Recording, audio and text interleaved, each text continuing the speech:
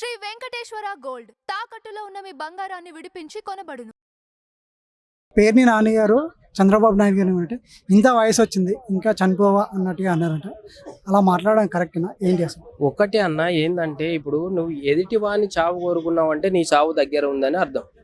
ఇప్పుడు ఎదుటి వాళ్ళది నువ్వు చావాలని నేను నిన్నే అన్నాను అనుకో, నువ్వు చావాలని నేను కోరుకున్నాను అనుకో, నాకు చావు దగ్గర ఉన్నట్లు. సో నువ్వు అతన్ని అనడం కరెక్ట్ కాదు. ఇది నువ్వు ప్రజాస్వామ్యం గురించి మాట్లాడు, ప్రజలకు ఏం చేసినావు, ఏం అభివృద్ధి చేసినావు, దేం చేసినావు అనేది అదే అడుగు, అది నిలది, నికాసంగా మాట్లాడు నిలదీసి. కానీ చావును కోరుకోవడం చాలా తప్పు. నువ్వు ఆయన ఎంతో మంచి చేసిండు. మన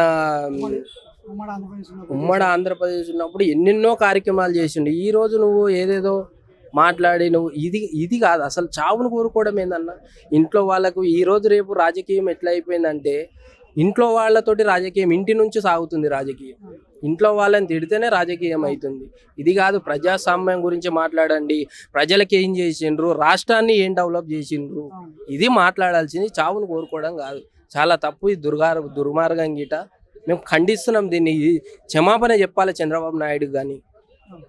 అంటే వీళ్ళు ఎందుకన్నా నిజంగా అంటే ప్రజల సమస్యల మీద ఎందుకు పోరాడలేకపోతున్నారు వీళ్ళు? ఒకటి ఏంటంటే వీళ్ళు ఎంతసేపు మేము పార్టీకి సేవ చేసినాము, కటౌట్లు పెట్టినాము, ఇంత ఖర్చు పెట్టినాము, మేము గెలిచిన తర్వాత మేము అంతా సంపాదించుకుంటాం.